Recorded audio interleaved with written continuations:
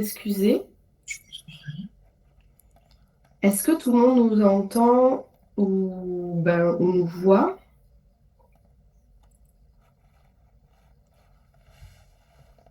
Alors, n'hésitez pas à On mettre. vous entend pas là? Je sais pas si on nous entend ou pas. Alors, on ne voit pas vos caméras, mais n'hésitez pas si vous avez envie. On avait un petit problème de connexion, mais je vois qu'il commence à y avoir pas mal de personnes qui arrivent. Donc ça, c'est chouette. On nous entend très bien. Merci, Alison. Merci, ouais. Parfait. Alors, Ce désolé que je pour ce vous bug, ouais. Désolé vraiment. Ça arrive, petit problème technique. Ce qu'on va faire en attendant les derniers inscrits, puisqu'apparemment tout le monde n'est pas encore là, c'est peut-être dans le chat de nous dire d'où vous venez. Est-ce que vous venez de Toulouse, de Marseille, de Londres ou ailleurs? Voilà, on va attendre 2 ou 3 minutes, peut-être les derniers. Bonjour Claudine.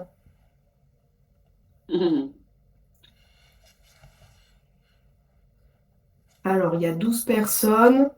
On devrait être un petit peu plus, mais quand même, comme on a eu du Ouais, retard, comme on on a va eu du peut-être. retard, on va se lancer. Ouais, je Ouais, pense on que va c'est. se lancer. Juste une petite question. Donc, n'hésitez pas à nous dire dans le chat peut-être d'où vous venez et peut-être la première raison qui vous a poussé à participer. Il y a quelqu'un qui n'entend pas, mais apparemment, vous êtes la seule. Peut-être. Vous êtes entendre, ouais, en effet. Montez votre micro, peut-être, vous savez, le son de l'ordinateur, des fois, euh, c'est peut-être ça. J'espère que vous allez nous entendre. Donc, le temps que vous inscrivez dans le chat d'où vous venez et qu'est-ce qui vous a poussé à écouter ce webinaire, on va bien sûr aujourd'hui vous présenter les 3 outils MBTI, DISC et PCM et on va explorer ensemble voilà, quelques exemples. Pour information, ce webinaire est enregistré. Donc, on pourra renvoyer le replay aux inscrits qui ne sont peut-être pas encore là ou qui vont arriver pendant le webinaire. J'espère que vous êtes tous en forme. Je vous propose On va qu'avant que... commencer. Oui, Non, je dis c'est moi, bon, voilà, je vous on propose qu'on commence commence comme ça. puisqu'on est un petit peu en retard. Et d'abord, je vais commencer par pourquoi, avec Charlotte et Manu, on a initié ce webinaire avant qu'on se présente rapidement. On s'est dit que c'était important de mieux se connaître pour mieux comprendre l'autre. On sait par les expériences que les dysfonctionnements d'équipe peuvent coûter cher. Et les 3 outils, enfin les 3 modèles que nous, on a décidé de vous présenter sont vraiment des outils concrets qui feront la différence dans la connaissance et la communication. Donc, ce que je vous propose, c'est qu'on se présente. Je commence puisque j'ai la parole et Charlotte et Emmanuel euh, poursuivront. Donc moi, je suis Carole. Aujourd'hui, j'accompagne les TPE-PME à optimiser toute leur stratégie RH et leur gestion aux ressources humaines. J'accompagne particulièrement voilà, TPE-PME et j'ai également une casquette de formatrice et de facilitatrice, notamment sur l'outil DISC. Donc Charlotte, je te laisse la main. Merci Carole, bonjour à tous. Je m'appelle Charlotte de Creton, je suis auto-entrepreneur depuis 4 ans maintenant. Je suis coach, formatrice et facilitatrice en intelligence collective. J'interviens à la fois dans les entreprises et dans les établissements supérieurs sur des thématiques de management, de communication interpersonnelle, de ressources humaines. J'anime aussi des séminaires sur la cohésion d'équipe, etc. Alors moi, pour la petite anecdote, je suis tombée dans la marmite des outils de compréhension de la personnalité quand j'étais DRH, il y a de ça une dizaine d'années.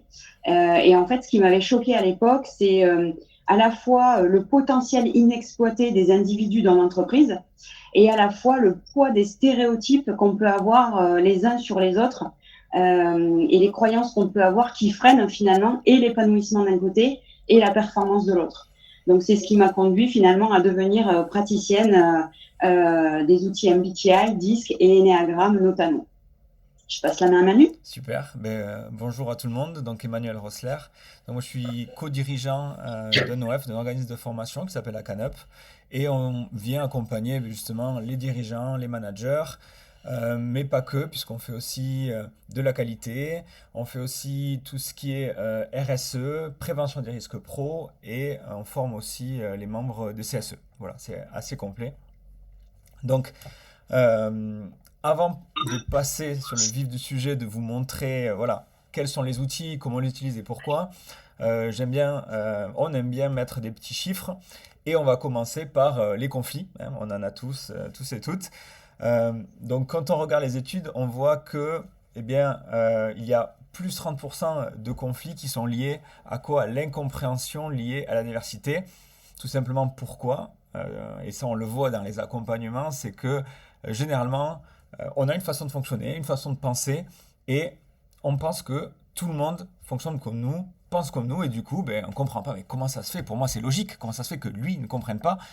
Donc du coup oui, ça va créer des conflits sur ça, d'où l'intérêt de venir justement travailler sur ces différents outils de communication.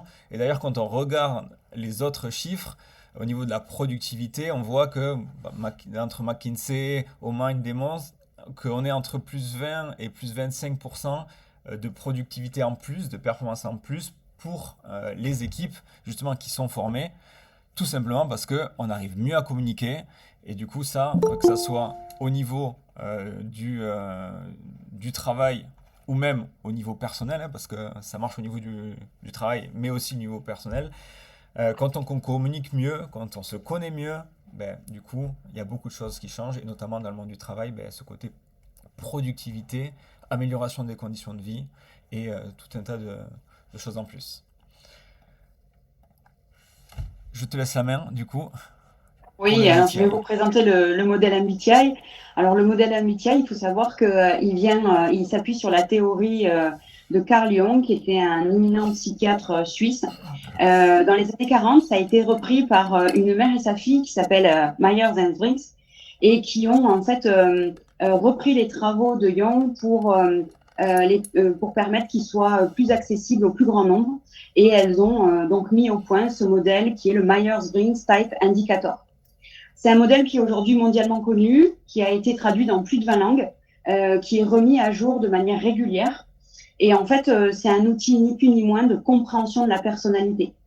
Il identifie ce qu'on appelle les préférences comportementales sur 4 grandes dimensions. Alors, juste faire une petite précision sur ce qu'on appelle la notion de préférence.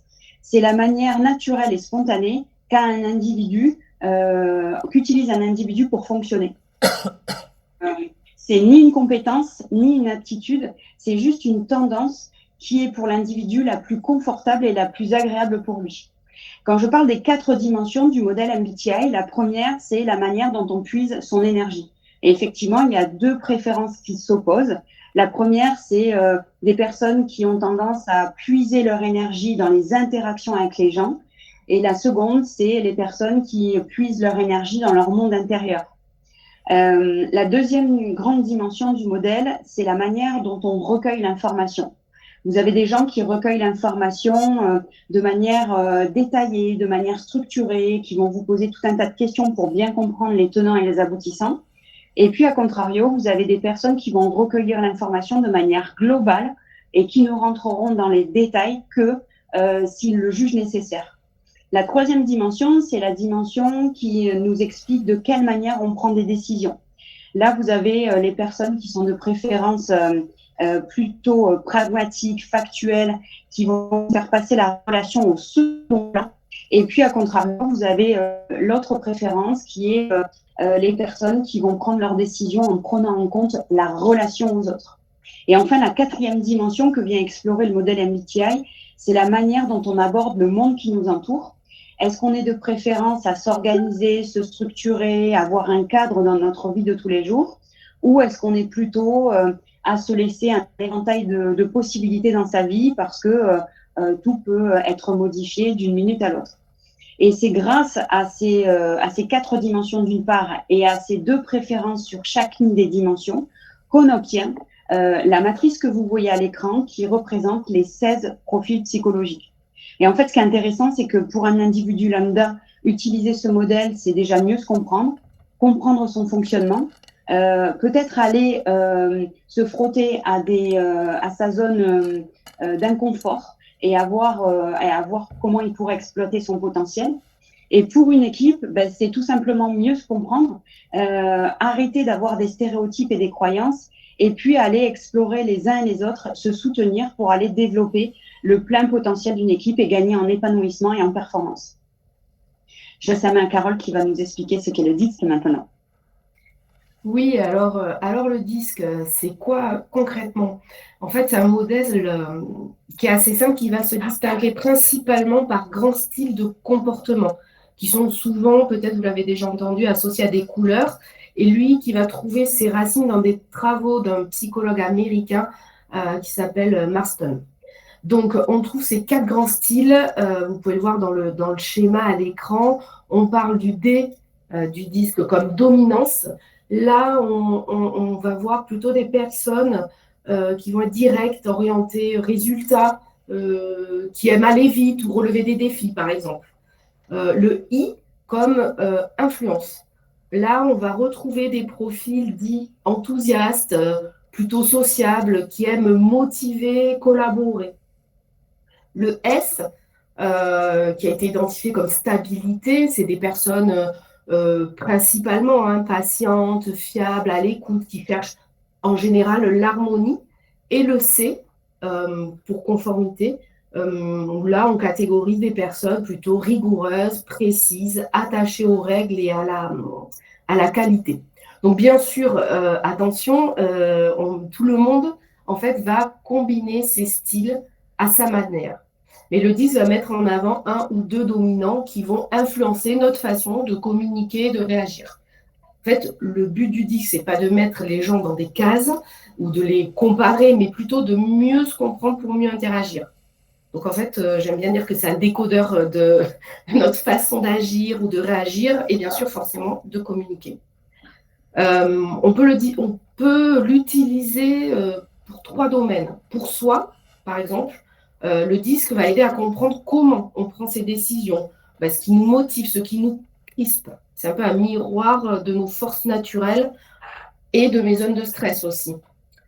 Pour un manager, par exemple, ça peut être un levier stratégique parce qu'il va permettre de comprendre le profil de l'autre et d'adapter forcément son style de management, de fluidifier sa communication, d'essayer d'éviter les tensions en comprenant mieux comment fonctionne l'autre. Et bien sûr, au niveau collectif, j'aime bien dire que le disque, c'est un vrai outil de performance collective, puisque si on l'intègre dans une démarche de cohésion d'équipe ou de développement, il va transformer ce qu'on pourrait appeler, entre guillemets, bien sûr, décalage en complémentarité.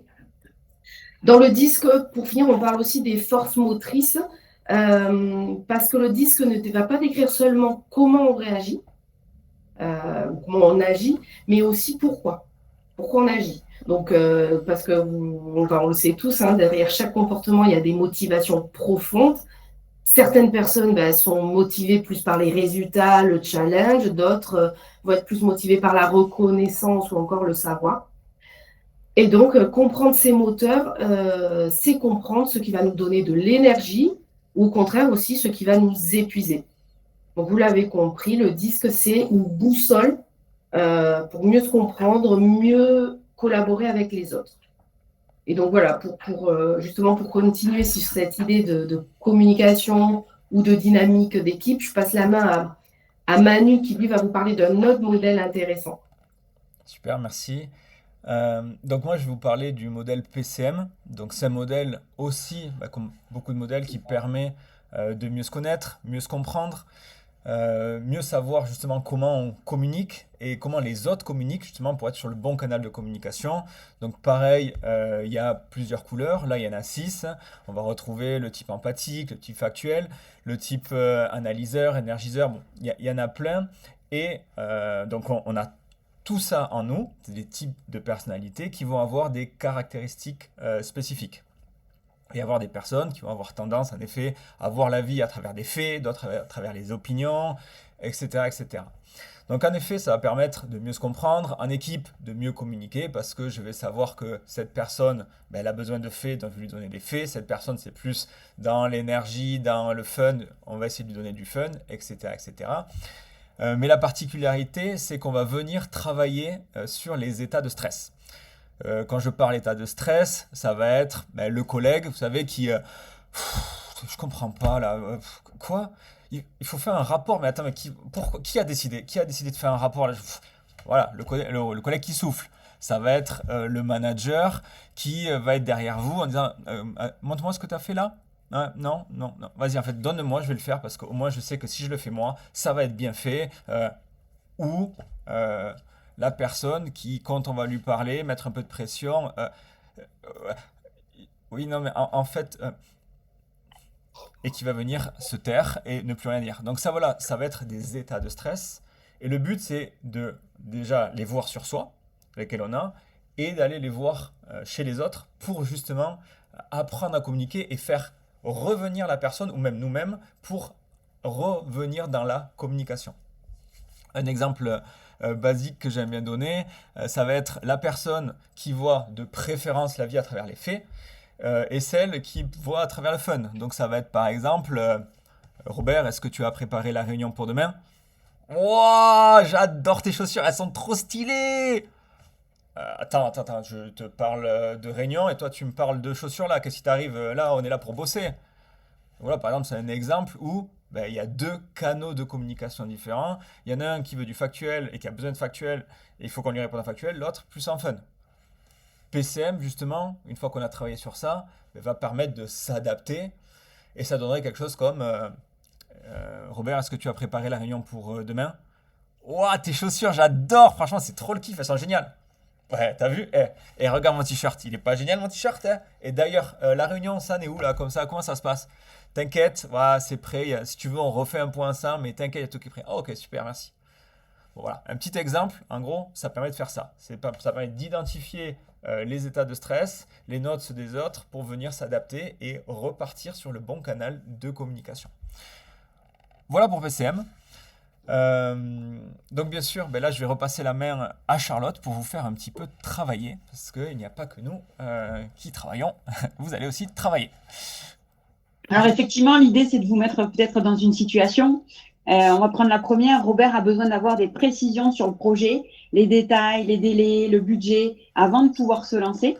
Qu'en pensez-vous? Est-ce que vous avez déjà analysé ce type de comportement? Est-ce que vous faites le lien avec les modèles qu'on vient de vous présenter? Si on devait déjà focaliser sur cette première situation, est-ce que ça vous évoque? Vous pouvez partager hein, dans le fil de conversation ou bien carrément prendre la parole si vous le souhaitez.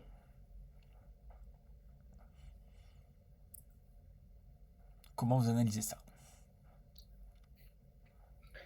Si vous imaginez Robert qui va dire, bon, ben alors, c'est quoi exactement? Qu'est-ce qu'attend le grand chef? C'est pour quand? Parce que là, je comprends pas où tu veux aller. Combien de temps je dois y mettre? C'est quoi le projet? Est-ce que tu peux me donner tous les détails pour que je puisse m'y mettre?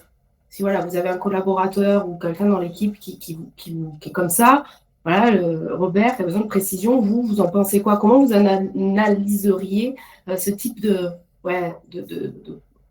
comportement, en fait, de demande de précision? Vous pouvez prendre le micro aussi, hein, si vous voulez. C'est peut-être plus simple que dans le chat, hein, n'hésitez pas. Alors, on nous dit dans le chat factuel. Ouais. Je le rassure et je lui explique de nouveau. Une personnalité qui a besoin de précision, état de stress, il manque de factuel. Tout à fait.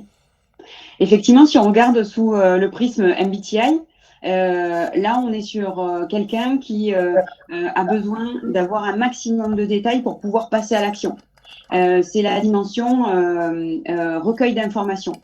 Si un collaborateur il juge qu'on lui a pas assez donné d'informations sur un sujet ou sur un projet lambda, ça va le stresser, ça va l'empêcher de passer à l'action.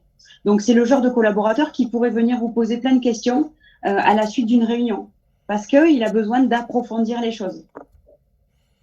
et qui commencerait par, attends, si j'ai bien compris ce que tu me dis, c'est un petit indicateur. Si j'ai bien compris, attends, et qui va commencer à discuter, à parler, à demander des précisions, et qui pourrait se mettre dans un état de stress encore plus fort. Et ça, c'est ce qu'on voit, voilà.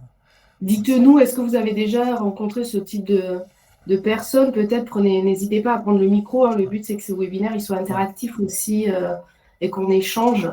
Ou est-ce que vous êtes à l'aise, enfin, est-ce que vous avez l'habitude de gérer et ça ne vous dérange pas? Ou plutôt, vous êtes tout l'inverse, avoir trop de détails Oui, il y a ça aussi, vous, c'est que vous c'est pas pouvez vous votre truc. reconnaître aussi dans ça, hein.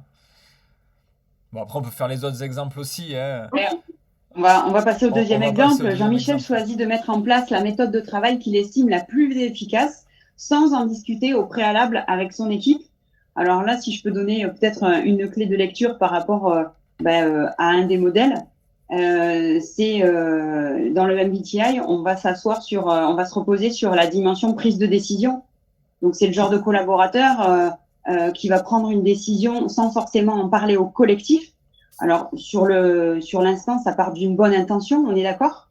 Mais quelles répercussions ça peut avoir, selon vous, ce genre de comportement? Problème de communication, état de stress montant, outil PCM important. Ouais, tout à fait. Ouais. Bah, en effet, hein, c'est quelqu'un qui a besoin d'être dans l'action, il faut que ça avance, donc du coup, je prends la décision, type promoteur, et c'est parti. Et des fois, je laisse les gens derrière et c'est pas grave, il faut que ça avance. Donc, ouais.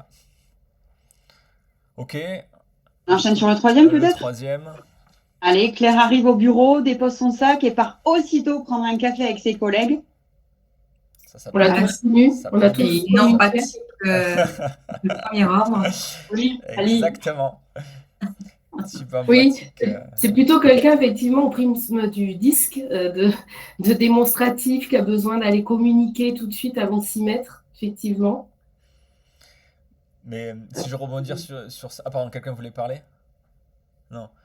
C'est que ça soit MBTI, DISC, PCM, c'est là où vous voyez qu'il y a des choses qui sont assez naturelles. En dire, bah oui, quelqu'un qui a besoin d'abord aller passer du temps avec ses collègues. Et c'est intéressant, justement, et c'est ce qu'apportent ces outils, c'est de venir voir et prendre conscience de ces comportements chez les gens qui, des fois, nous dérangent à nous, parce qu'on n'est pas comme ça, et de se dire, OK, c'est pas qu'elle nous embête, c'est que la personne est comme ça. Et Oui, oui. comment faire pour travailler ensemble avec ces différentes personnes? S'il y a quelqu'un qui veut foncer directement le matin, ok, non, ben, je vais prendre mes stylos, je vais signer des contrats. Et dans la même équipe, quelqu'un qui a besoin de ça va, t'as passé un bon week-end, est-ce que tu veux un petit café et tout ça? Et ben, ces outils vont aider à ok, prendre conscience des choses et venir euh, trouver une solution pour qu'on soit tous ok, que tout le monde travaille ensemble, quoi. Et Et puis, éviter les et puis, dysfonctionnements. Oui, Oui, pardon, on est un peu tous des deux, je trouve, bien parce sûr. que moi, clairement, je me retrouve dans une partie de Robert, c'est-à-dire que moi, à l'époque où j'étais salariée, j'avais besoin d'avoir quel est l'objectif pour quel résultat, et du coup, c'est quoi le cadre pour pouvoir après partir dans mes différentes tâches et voir comment j'allais l'appréhender. Et en même temps, je suis une grande empathique, Mm. et donc j'ai besoin de liens avec les gens. Et voilà, et en fait, c'est en ça où je trouve intéressante le MBTI ou bien le PCM, parce que du système d'ascenseur et de voir qu'on est un petit millefeuille avec plein de choses qui nous composent, voilà, on a tous un petit peu de l'un ou de l'autre, mais Clairement. il y a des éléments qui sont plus saillants et qui vont être notre mode de communication ou d'action préféré dans lequel on est plus à l'aise et voilà quoi. Ouais, effectivement, c'est ce qu'on disait un petit peu en introduction, Nathalie, qu'on est tous un peu de tout, en fait, dans chaque modèle, et qu'après, les tests nous permettent de ressortir un petit peu plus une dominance et de savoir un peu plus, de mieux comprendre comment on est, mais d'accepter, en fait, quand on comprend comment est l'autre par ses façons de réagir ou de fonctionner, finalement, de se dire, c'est pas qu'au final, ça sera moins bien fait, voilà, ça sera fait. Le besoin pour arriver au même objectif est un peu différent dans la façon de faire ou de communiquer avec les différentes personnes qui vont composer une équipe, par exemple. Donc oui, on peut tout, et heureusement, quelque part. Je suis arrivée un petit peu en retard, donc j'avais raté cette partie. Non, mais c'est pour ça, non, mais c'est bien de le redire, parce que parfois, avec ces outils, on pourrait penser qu'on met les gens dans des cases, et que voilà, non, attention aussi à comment, ce qui est important dans quel que soit l'outil, c'est comment on en fait l'analyse derrière et comment on s'en sert, et pas alors si je prends le disque, t'es jaune, t'es bleu, t'es rouge, enfin, vert, c'est comment tu fonctionnes et pourquoi, voilà, dans tes zones de stress, t'es un peu plus comme ça, parce qu'on est un peu de tout.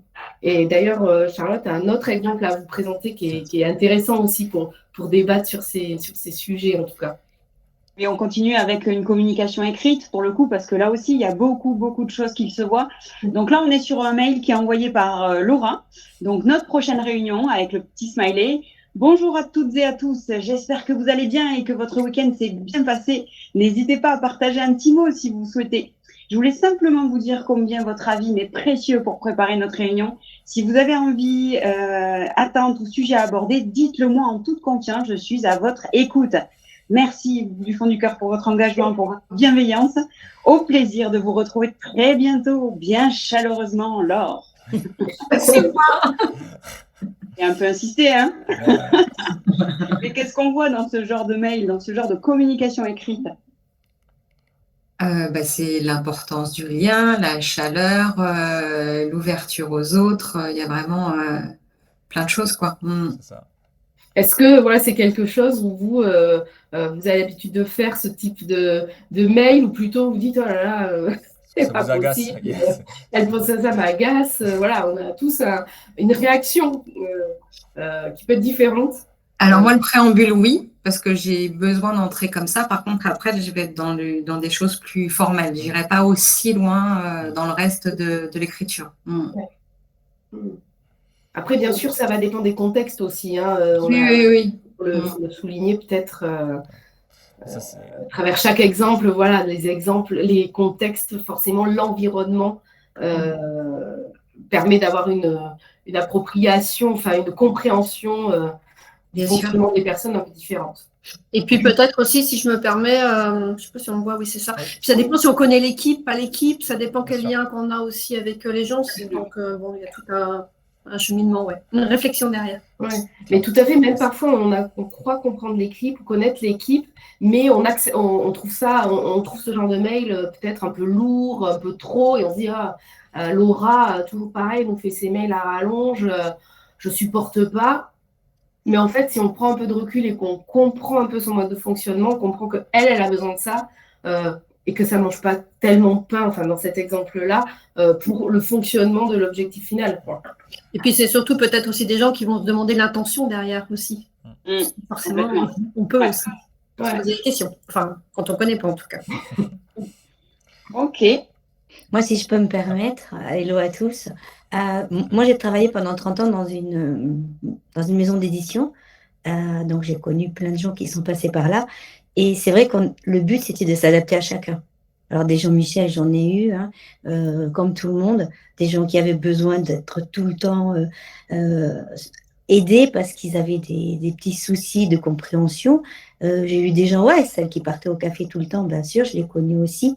C'était pas un problème. Mais je sais que dans tous les cas, on a toujours essayé de s'adapter à tout le monde et de comprendre. Et c'est vrai que vos objets, là, ils sont hyper utiles pour ça, de savoir un petit peu, pas dans la case dans laquelle on va être, mais à quoi on correspond. Qu'est-ce qu'on attend de la vie, qu'est-ce qu'on attend d'un boulot, comment on est quand on se lève le matin. Et tout ça, c'est hyper important. Et je crois que pour ça, connaître ce que vous présentez, c'est vraiment primordial en fait. Ça devrait être, enfin nous, je sais qu'autant Charlotte, Carole et moi, ça devrait être appris bien avant en fait. Nous, tous les trois, on forme dans des écoles aussi justement pour ces outils-là, pour apprendre à l'avance les personnes qui vont rentrer dans la vie active. Comment on communique, mais comment on se connaît, qui on est, comment on se connaît, comment on communique, nos états de stress pour justement mieux communiquer avec les autres. Parce qu'on ne nous l'apprend pas ça, ni à l'école, ni après, quoi. Ça va au-delà, justement, au-delà de la société, au-delà de l'entreprise. Moi, je le vois en famille, c'est hyper important aussi de comprendre comment les enfants réagissent, comment les parents, ça fait partie de la vie et c'est des indices qui nous aident aussi, nous, à nous adapter. Bien sûr. C'est aidant. C'est aidant au quotidien d'abord de mieux se connaître et de mieux comprendre l'autre. Oui. Et puis par rapport au vocabulaire exprimé par les membres de son équipe, je parle de la période où j'étais salariée, en fait, on va adapter son langage pour que ce soit perçu par chacun des membres. La reformulation, pour ça, c'est assez utile parce qu'en fonction des réactions des uns et des autres, on va utiliser le canal qui va faire que tout le monde va y trouver son compte et du coup, ça permet de mieux piloter les équipes par rapport à un objectif à tenir. Clairement. Alors, d'après vous, quelles sont les forces de ces outils maintenant qu'on a un petit peu creusé et que vous avez pu prendre conscience de leur puissance? Si on devait retenir leurs principales forces, qu'est-ce qui vous viendrait spontanément? Déjà, une meilleure connaissance de soi. Bien se connaître, oui. Découvrir un peu plus qui sont les autres. Et du coup, ça améliore le lien, les relations, c'est plus productif, c'est plus constructif. Et c'est limite plus simple parce qu'on connaît ses travers et on connaît quelque part, par certains filtres, les travers de l'autre. Quand je dis travers, c'est vraiment dans le sens où quand on est en stress, on va réagir de telle ou telle façon. Donc du coup, on a plus de compréhension, plus de bienveillance et plus de tolérance, il me semble. Complètement. Bien dit. Bien résumé. Pardon. Et peut-être d'aller au-delà aussi des outils, parce qu'on a tendance à parler de catégorisation, parce que l'MBTI, je le connais, le disque, je ne l'ai pas encore connu, mais j'entends beaucoup parler. Donc, d'aller au-delà aussi de l'outil, pas de rester que sur l'outil. Oui, tout à fait. Parce que ça, suivant les périodes de sa vie, on a peut-être aussi ces analyses qui changent. Pas pareil quand on a 20 ans et quand on en a 60. Et c'est important aussi à mettre à jour. Oui, c'est vrai qu'on ne l'a pas précisé, mais effectivement, en tout cas pour le disque, c'est contextuel. C'est un outil qui est contextuel, donc il va changer en fonction de son environnement, de son contexte. On peut le faire cette année, on le refait dans 5 ans, les résultats seront différents. Et ce qui est important aussi, dans quels que soient les outils, c'est d'être formé pour pouvoir bien discuter en fait de l'analyse et pas juste voilà ce qui ressort de toi dans les dominances. Oui, c'est intéressant de le savoir, mais tout ce qui est en dessous en fait, et de discuter, d'analyser ou d'essayer de comprendre pourquoi on n'est pas d'accord, pourquoi on n'a pas vu ça. Et c'est ça qui fait la richesse de ces modèles. C'est pas juste dire je suis comme ça parce parfois c'est utile parce que certains l'ont pas vraiment verbalisé. Mais l'intérêt, c'est d'aller un peu plus loin dans l'analyse, effectivement, que là, dans ce webinaire, on n'a pas, voilà, on peut pas aller dans ces détails-là, mais c'est ça, d'aller voir les motivations profondes pour comprendre comment en zone de stress on est, pourquoi on fonctionne comme ça au quotidien, et que c'est OK, en fait, on est comme ça, mais voilà, on comprend mieux l'autre. Vous avez raison de le souligner, Nathalie Claudine, c'est ça qui est important de l'avoir en tête parce que justement, on va vous présenter les points forts. Oui, et PCM aussi, je sais qu'il peut y avoir des choses assez fortes traversées dans une vie qui peuvent faire changer notre base ou j'ai oublié les termes, la phase. Je l'avais fait à l'époque. Donc voilà, ça évolue aussi. Alors, pour faire le point sur les principaux points forts, ces outils, quels qu'ils soient, que ce soit le MBTI, le DISC, PCM, ça favorise la bonne prise de conscience, la prise de recul sur soi, sur son fonctionnement, etc. Ça fournit des clés pour gérer son stress. Ça permet d'avoir une lecture rapide et accessible. C'est quand même des outils qui ont été, qui sont abordables par le plus grand nombre. Ça met en lumière des leviers de motivation aussi, ces motivations profondes qui nous guident. Et puis, comme ça a été souligné maintes fois, c'est une meilleure connaissance de soi. Et à partir du moment où vous vous connaissez bien vous pouvez appréhender le fonctionnement des autres et comprendre pourquoi les personnes avec qui vous échangez, que ce soit dans la vie pro comme dans la vie perso, fonctionnent de telle ou telle manière. Je passe la main à Emmanuel sur les points de vigilance à garder en tête. On en a un petit peu parlé, mais en effet, pour moi, ce qui est important, c'est en effet de ne pas mettre des gens dans des cases. Et voilà, ce sont des outils, ça reste des outils, et ça va donner des grilles de lecture. Et sans oublier que un humain, ok, on peut arriver à détecter comment il est, mais derrière, il y a des valeurs, il y a des besoins, il y a une histoire, il y a une éducation. Et donc vraiment, ça, quand on va utiliser ces outils, c'est vraiment le gros point de vigilance, c'est que faut pas oublier tout ça. C'est une grille de lecture, mais derrière, l'humain, il y a plein d'autres choses pour éviter justement toi t'es bleu, toi t'es rouge, toi t'es ci, toi t'es ça. Voilà, donc c'est vraiment le gros point. Et pour éviter aussi, ben, on parle de stéréotypes, hein. Enfin, j'ai eu des cas où ah non, mais moi je recrute que des profils bleus. Pour éviter ça, voilà, et c'est des cas concrets. Ben, moi, voilà, j'ai eu ça non, mais nous, dans la société, on ne recrute que des profils bleus. Bref, tout ça pour dire que voilà, vraiment à faire attention et qu'on se fait former, voilà, il faut quelqu'un qui soit expertise reconnue, important. C'est pas une science exacte, hein, ça reste des modèles, d'accord, qui sont géniaux, qui permettent vraiment d'avoir ces grilles de lecture. Mais voilà, c'est pas une science exacte et il faut faire attention, comme je le disais, mais ça rentre dans ça de ne pas se mettre soi-même aussi dans une case. En coaching, j'ai une personne qui n'arrivait pas à créer de la ludopédagogie parce que elle était type analyseur. Ouais. Et donc, type analyseur, par exemple, c'est quelqu'un qui est factuel, quand on lit le profil, c'est quelqu'un qui reste toujours droit, qui a besoin de factuel, et du coup, elle s'était ancré ça dans la tête, et donc c'était devenu une croyance, et pour elle, et donc ça a été le sujet du coaching, mais voilà. Donc tout ça pour dire, attention à ces points-là pour éviter tout ça. Je continue, et je te laisse la main du coup. Enfin non, je te laisse pas la main, c'est dans quelle situation pouvez-vous utiliser ces outils avec vos équipes? Est-ce que vous avez quelques idées déjà ou est-ce que je vois l'heure qui avance, midi 14. Sinon on peut passer. Mais voilà. Moi je vois que alors ça va pas être avec mes équipes parce que c'est plus le cas aujourd'hui, mais par rapport à des rendez-vous clients, rendez-vous prospects ou autres, clairement. Par rapport à donc je vais poser certaines questions en préambule pour voir quel type de réponses sont faites et adapter, on va dire, mon discours pour que ça le rassure, pour amener un climat, on va dire, qui soit constructif et où je vais récupérer un maximum d'éléments pour voir si je suis la bonne personne pour l'accompagner dans ses besoins. Oui, tu as raison de préciser, parce que c'est vrai qu'on l'utilise beaucoup en entreprise, pour les managers, pour les collaborateurs, mais effectivement, en tant que chef d'entreprise, c'est utile aussi pour soi, pour encadrer une équipe ou pour ses clients, pour les personnes avec lesquelles on parle, en fait. On peut l'utiliser à bon escient. Et dans le couple. Et dans la famille, comme disait la famille aussi, Claudine aussi, dans la famille, dans le couple. Donc, en effet, c'est utile. C'est universel. Hein. C'est la reste de la communication. C'est pour tout le monde. Oui. Moi, je sais qu'après avoir fait le PCM, il y a certains moments où je me sentais monter en stress. Ouais. Et du coup, je sentais qu'avec mon compagnon, on savait, j'ai dit stop, en fait, je pense qu'on va stopper là, on en parlera plus tard parce que je sens que je suis dans le rouge, que je monte en stress. Du coup, ça va prendre une tournure qui va pas être la bonne.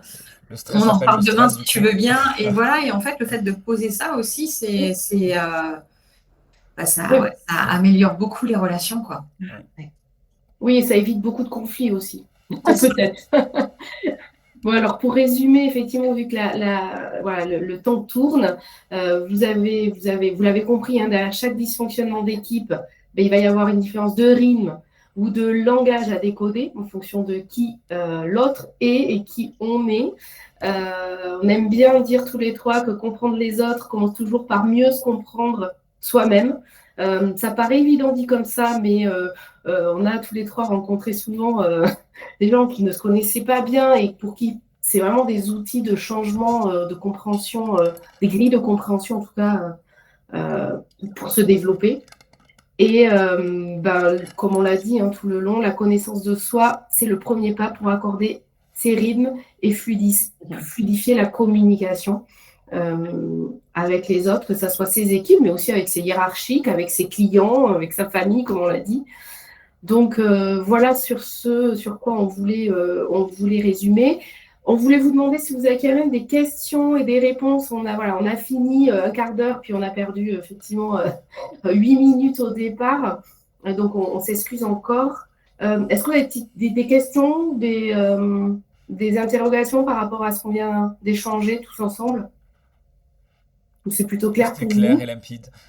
Oui, franchement, c'est très clair. Moi, je me dis qu'en fait, j'en ai déjà fait pas mal. Il me manque le disque que je n'ai pas encore fait. Voilà, Nathalie. J'ai un vague idée des premières couleurs de mon arc-en-ciel, si je veux utiliser une image, mais Ok. Non, mais après, c'est vrai que c'est des outils complémentaires et en fonction de ce qu'on a besoin, voilà, Merci, c'est Alison. intéressant. Merci, Alison. Vous a mis un petit QR code, n'hésitez pas aussi pour qu'on s'améliore. Pour les idées aussi, pour les idées des prochains webinaires, s'il y a d'autres choses, d'autres thèmes que vous voulez aborder. Voilà. Si c'est clair pour vous, et puis si vous n'avez pas de questions, on va vous laisser aller déjeuner Ouais. peut-être. Allez manger. c'est gentil. On vous Merci. remercie Merci pour pour ça, en votre tout cas. participation. C'était très, très agréable pour nous. Moi, j'ai juste une petite question pour finir. Oui. On a parlé de disque, on a parlé de PCM, on a parlé de MBTI. Où c'est qu'on retrouve tous ces tests? Qui peut nous guider là-dessus? C'est peut-être quelque chose sur lequel vous pourriez conclure. Bonne question pour les webinaires. Effectivement, on est chacun, on a notre petite spécialité ou plusieurs d'ailleurs. Parce que moi, je suis plus certifiée en disque, mais j'ai connu le PCM. Charlotte est certifiée MBTI et disque et connaît aussi le PCM. Manu, il est certifié PCM et il connaît les deux autres modèles. Donc effectivement, nous, on a tous, on peut vous aider. Chaque modèle a ses tests, effectivement, qui sont payants. On l'a pas dit, ils sont payants parce que nous, on les achète sur des plateformes. Mais ça, n'hésitez pas à nous contacter. On va vous envoyer de toute façon ce support. La présentation. La présentation. Comme ça, vous aurez nos numéros, les contacts mail aussi. Si vous voulez en savoir un peu plus et effectivement détailler chaque modèle. Je vous laisse, Manu ou Charlotte, rajouter un point si vous le souhaitez, avant de laisser tout le monde. C'est très clair. En fait, on a tous nos spécialités. De toute façon, on travaille étroitement ensemble. Donc, que vous en contactiez un ou un autre, on saura vous guider et on saura vous donner les bonnes sources pour aller pouvoir faire ces questionnaires en toute autonomie. Et en tout cas, ça sera un de nous trois qui vous les analysera vraiment et pas juste le questionnaire. Oui, clairement. Merci beaucoup. Merci à vous. Merci à vous. Merci beaucoup. Au revoir. Bonne journée. Au Bonne revoir. journée. Également. Au revoir. Au revoir.